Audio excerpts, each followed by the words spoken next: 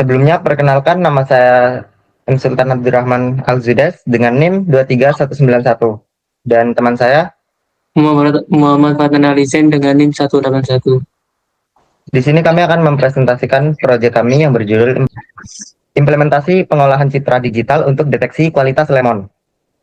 Lanjut, untuk alur pengerjaan kami mengikuti KRIS DM, yaitu diawali dengan business understanding untuk otomatisasi sortiran lemon, lalu data understanding untuk analisis sebaran kelas bad, good, dan empty. Lalu lanjut dengan data preparation untuk normalisasi pixel dan augmentasi gambar, dan modeling untuk arsitektur chain-end.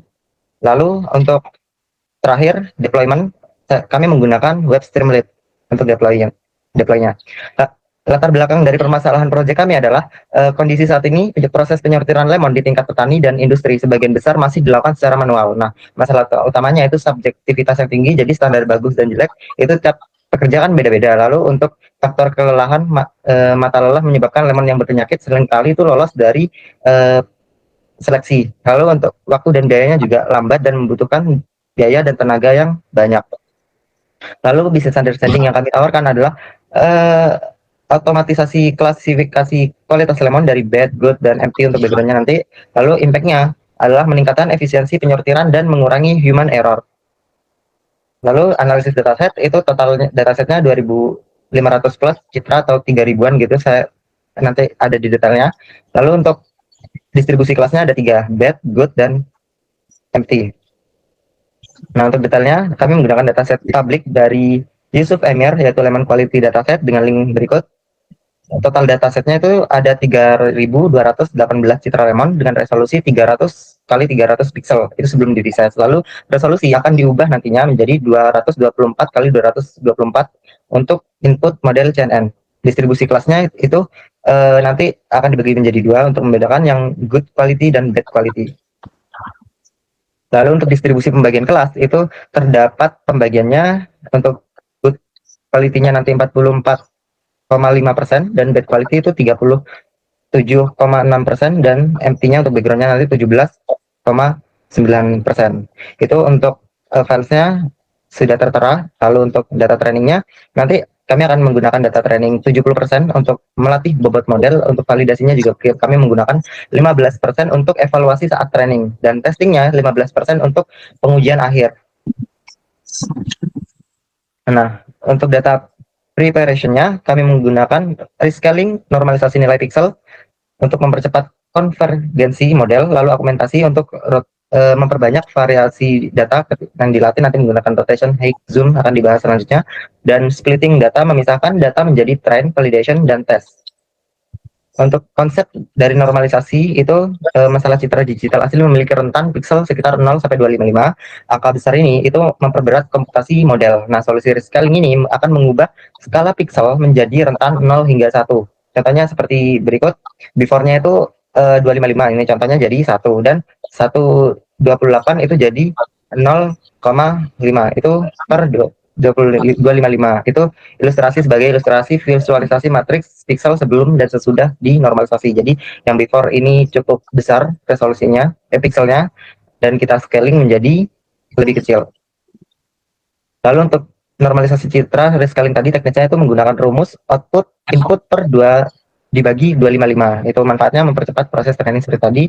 Implementasinya di Python nanti kami menggunakan train datagen image generator untuk menggunakan generator dari library TensorFlow.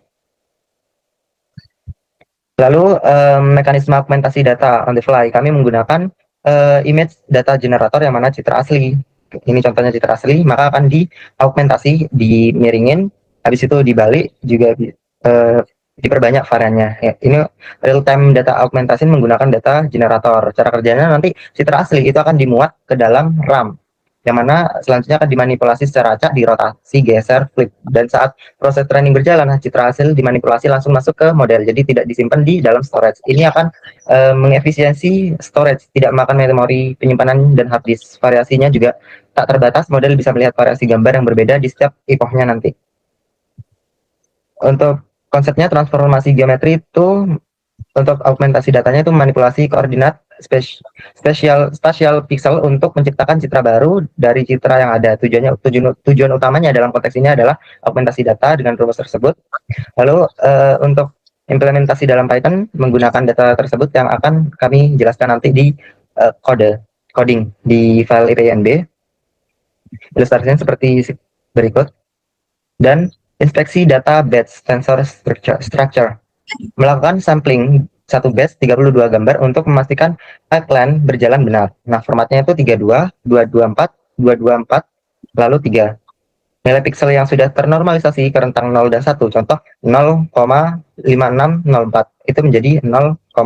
Dan struktur tensor labelnya itu format one hot encoding. Contohnya di sini 0, 1, 00 mempresentasikan kelas spesifik, kelas 1, kelas 2, kelas 3. Seperti itu. Lalu untuk modeling mungkin akan dijelaskan oleh rekan saya, Fatan. Untuk modeling di sini terdapat arsitektur CNN dengan membangun model deep learning untuk mengekstrak fitur visual dan mengklasifikasikan citra. Di mana di situ terdapat input, yang kedua yang diteruskan oleh input layer con dengan activation value, terus disambung dengan pooling. Setelah itu ada layer lagi con plus value, setelah itu ada pooling dengan menggunakan flatten, setelah itu ada dense plus value. Kemudian ada pelatihan model. Di sini melatih model menggunakan optimizer dan loss function categorical entropy untuk klasifikasi multikelas.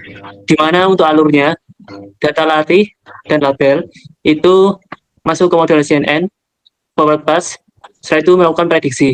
Selanjutnya untuk loss function-nya menggunakan categorical entropy dan optimizer-nya menggunakan melakukan update bobot, yaitu melakukan back propagation ke label sebenarnya.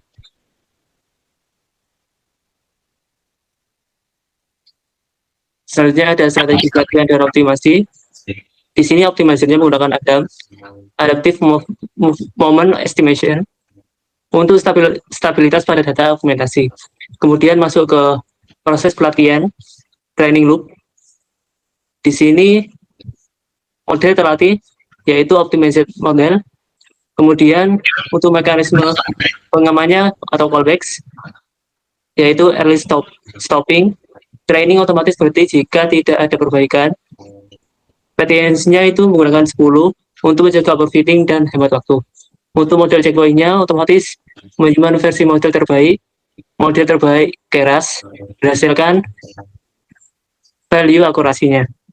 Kemudian setting echo-nya, echo 30 untuk hasil yang optimal. Untuk konfigurasi pelatihan dan penanganan imbalance atau classback, di sini terdapat masalah data empty background sebanyak 452, jauh lebih sedikit dari good quality, yaitu sebanyak 1125. Solusinya, memberikan hukuman lebih berat jika salah menebak kelas minoritas. Untuk bobotnya, empty 1,9x versus good 1,75x. Untuk mekanisme kontrol atau callbacks, menggunakan early stopping, yaitu menjaga overfitting dengan menggunakan training otomatis saat akurasi stagnan atau yang terbaik. Di sini terdapat hasil pelatihan model atau training story. Untuk model akurasi menunjukkan bahwa model baik pada saat melakukan klasifikasi. Untuk akurasinya, tren akurasi dan val akurasi untuk intervalnya itu sedikit. Begitu juga dengan model loss-nya. Setiap epoch pada epoch ke sekitar 9 melakukan penurunan dan stabil pada epoch 10. Untuk statistik pelatihan, durasi pelatihan sebanyak 30 epoch, training akurasinya meningkat tajam hingga 98,23% pada epoch terakhir. Validation akurasinya mencapai performa luar biasa di angka 99,23%. Analisa grafiknya, performa model grafik menunjukkan good fit yang sangat solid dengan akurasi validasi sebesar 99,23%. Bahkan sedikit melampaui akurasi training, menandakan model mampu menggeneralisasi data baru dengan sangat baik. stabilitas loss, nilai validation loss turun drastis hingga 0,0217, menunjukkan error yang sangat minim dan model sangat stabil tanpa indikasi overfitting. Hasil pelatihan model atau training story, model training menggunakan early stopping, jadi akan berhenti otomatis saat konvergen. Total durasinya 30 plus epoch. Untuk performa akurasi, di sini training akurasinya sebesar 97,12%, untuk validasi akurasinya 96,5%, untuk testing akurasi 9,59%.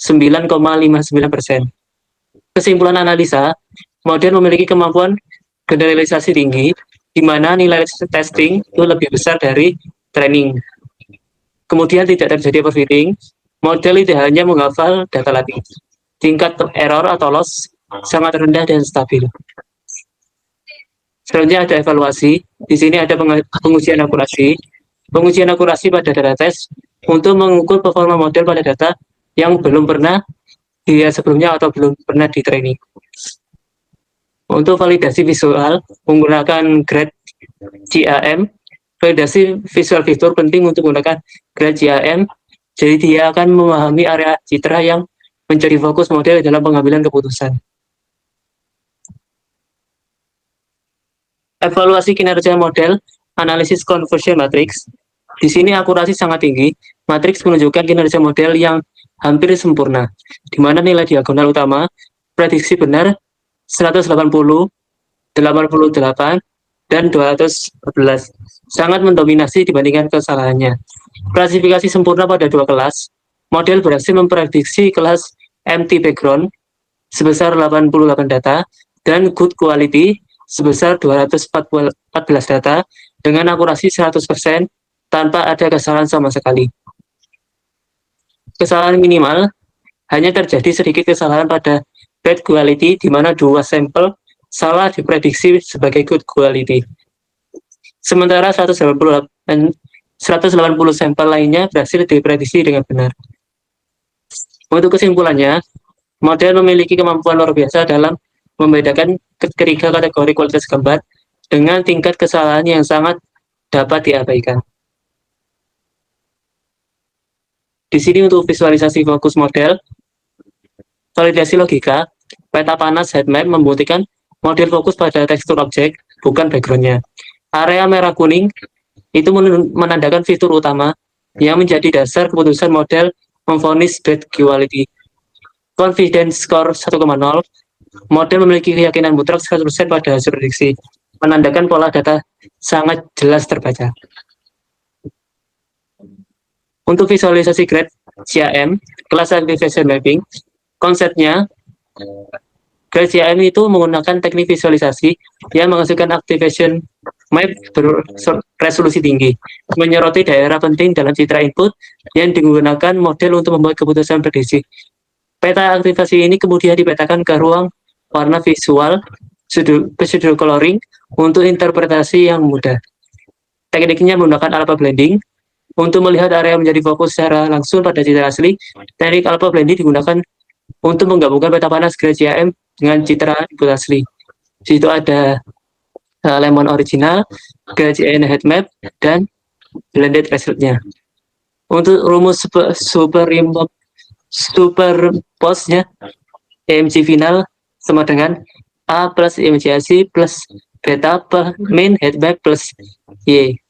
Di sini EMG final adalah citra hasil gabungan, EMGAC adalah citra input, heat map adalah peta panas grade CAM, alpha, beta adalah faktor blending, transparansi, Y adalah offset.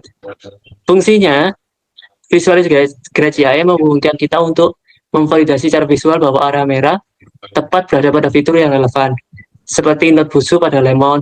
Ini adalah alat penting untuk memahami dan memverifikasi keputusan yang dibuat oleh model CNN. Berikut merupakan implementasi Python. Di sini menggunakan OpenCV. Kemudian OpenCV menyediakan fungsi yang nyaman untuk operasi pemetaan warna dan blending. Kesimpulan teknisnya, kualitas lemon yang akurat adalah hasil dari serangkaian tahapan pengolahan citra digital yang terintegrasi. Setiap tahapan memiliki peran krusial dalam membentuk data yang optimal untuk pembelajaran model. Stabilitas numerik, sebelum normalisasi terdapat suatu gambar di situ sebelum normalisasi dan sesudah normalisasi. Untuk ketahanan geometrinya seperti pada gambar, kemudian validitas fitur spasialnya seperti gambar. Jadi untuk normalisasi intensitas, pixel itu menjamin stabilitas numerik pada citra. Dengan meratakan distribusi intensitas, kita memastikan bahwa variasi pencahayaan eksternal tidak mendominasi fitur intrinsik objek, memungkinkan model untuk belajar fitur konten yang lebih robust. Untuk argumentasi data, melalui transformasi geometri yang sangat penting untuk ketahanan model. Citra lemon yang dirotasi atau digeser melatih model untuk mengenali objek tanpa terpengaruh oleh orientasi atau posisi, meningkatkan generalisasi pada data yang belum pernah dilihat. Kemudian visualisasi menggunakan grid GIM adalah konfirmasi visual yang kuat. Ini membuktikan bahwa model tidak hanya menebak, tetapi benar-benar memfokuskan perhatian pada fitur spasial yang relevan. Seperti area noda busuk, memvalidasi proses ekstraksi fitur konvolusi. Berikut merupakan untuk deployment-nya langsung saja di sini kami coba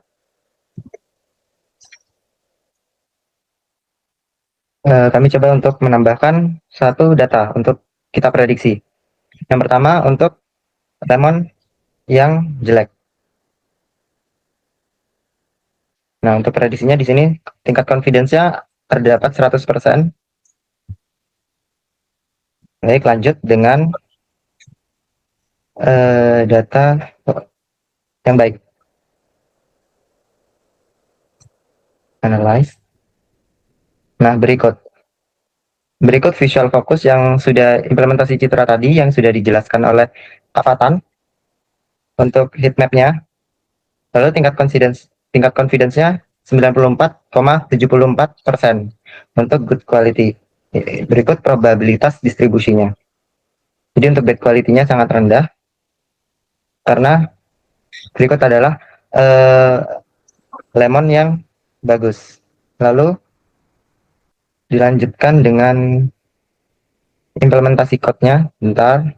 Dataset yaitu dataset lemon arsip ini, arsip.zip yang akan diekstrak nanti ketika diekstrak maka menjadi lemon dataset. Nah, di sini saya membuat file citra UAS IPNB yang nantinya akan mengunzip dari file zip tadi menjadi folder tadi dan menginstal beberapa library. Yang pertama library TensorFlow untuk deep learning-nya. Lalu saya melakukan install pandas untuk datanya, data yang akan nanti saya gunakan. Lalu saya melakukan import pandas dan import lainnya saya jadikan satu sehingga lebih rapi. Lalu di sini ada 6 kelas, saya membagi jadi 3 kelas, lalu meresize jadi dari 300 menjadi 224 dan zest trainingnya 128, zest validation-nya 128 yang nanti akan kami generator. Dan di sini saya membuat train test split, jadi saya membagi datanya menjadi train, file, dan test. Seperti berikut. Setelah itu saya melakukan train augmentation untuk maksudnya melakukan augmentasi dari datanya untuk rescale-nya 255 nanti lalu saya merotation 20 lalu menggeser rotation-nya itu untuk memutar dan width-nya nanti itu saya geser lalu height-nya saya geser menjadi 0,1 lalu di zoom dan dibalik. Selanjutnya fill mode-nya saya menggunakan nearest, brightness range-nya 0,9,0,1. Nah, selanjutnya untuk image generator saya menggunakan rescale 1/255. Dan sehingga terbagi menjadi 3 kelas dan di sini saya melakukan train generator yang mana ini adalah representasi dari matris pada citra tersebut. Yang menjadi ini akan menjadi angka. Selanjutnya saya menampilkan angka-angka tersebut. Lalu untuk tadi data yang sudah di batch itu saya tampilkan. Berikut beberapa tampilan data yang sudah saya augmentasi. Lalu untuk define model di sini saya memperkecil ukuran dari citra tersebut. Jadi tadi dari 300 ke 244, sehingga saya perkecil lagi hingga lebih kecil ke 28. Nah, untuk global average rata-ratanya ini untuk mengubah citra yang 3 dimensi itu menjadi 1 dimensi linear aja. Dan densennya ini saya membagi jadi 3 kelas nantinya. Nah, di sini saya melakukan training yang mana menggunakan definisi callback yang akan stop kalau velocity-nya itu nggak turun selama 10 epoch, biar tidak membuang banyak waktu nanti untuk pelatihannya. Lalu untuk epochnya itu saya menaruh 30. Awalnya saya menaruh 50, namun sering terjadi uh, overfitting, jadi saya turunkan menjadi 30. Di sini untuk training akurasinya itu 97%, dan ketika dites malah lebih tinggi yaitu 99,59%. Dan di sini saya melakukan perbandingan, jika diffnya perbedaannya itu lebih 10 maka dia tuh overfitting. Nah, sedangkan ketika kurang dari 0 maka dia tuh ujiannya lebih bagus daripada latihan. Sedangkan di sini uh, selisihnya itu sekitar min 2,47, yang artinya nilai ujiannya itu akan lebih bagus dari data latihan. Lalu untuk lossnya di sini lossnya 0,0194, dan tes akurasinya itu 99%. Lalu untuk network leak-nya di sini saya menampilkan data dari training tadi, yang mana ini akurasinya cukup meningkat bagus, kecuali di epoch ke-10 di sini agak menurun untuk model akurasinya. Sedangkan ketika di model loss itu dia naik, yang mana di epoch 10 juga itu menandakan bahwa di training ke-10 itu terdapat banyak error. Lalu untuk confusion matrix di sini cukup bagus, karena yang benar itu, yang salah maksud saya itu di prediksi good quality. Jadi good quality yang diprediksi, yang data sebenarnya adalah bad quality, itu adalah 2. Jadi yang salah cuma 2, sisanya 0. Dan ini cukup bagus karena akurasinya itu hampir rata-rata 1. Ini akurasinya 1, dan untuk tiap kelasnya itu presisinya 1 dan 0,99. Jadi anggaplah 100% untuk rata-ratanya. Untuk bobot rata-ratanya juga 100%. Lalu karena pelatihannya bagus, maka modelnya saya save dan saya deploy. Dan untuk perbaikannya, di sini saya melakukan load modelnya. Saya menggunakan model yang tadi sudah saya latih dan saya tampilkan lagi seperti tadi, dan saya kecilkan sama seperti yang sudah saya jelaskan di tabel sebelumnya, yang mana akan dikecilkan di sini untuk melihat. Oke, lanjut saja. Di sini untuk prediksinya bad quality 0, empty background 1, dan good quality 2. Nah, di sini terdapat show KEM untuk prediksi untuk memfokuskan suatu objek. Jadi di sini saya memfokuskan objek lemonnya, lemon yang bagus itu lemon yang warnanya kuning. Jadi untuk yang busuk itu biasanya oranye dan akan difokuskan. Jadi akan terlihat nantinya. Di sini sebagai contoh saya mengambil dari data tesnya bad quality, yang mana di sini ketika diprediksi menggunakan fungsi SOCAM tadi itu memiliki akurasi 97 untuk bad quality, confidence-nya 97. Lalu untuk saya mencoba mengambil data tes untuk empty background, yaitu background kosong, dan benar saja untuk background kosongnya 99, lebih tinggi daripada yang lain. Lalu di sini terdapat good quality, yang mana good quality-nya juga sama 99% untuk akurasinya. Lalu saya membuat data frame untuk prediction. Saya mengambil dataset bad quality untuk diprediksi. Saya ingin mencoba saja, lalu benar saja dari prediksi tadi tidak ada yang salah.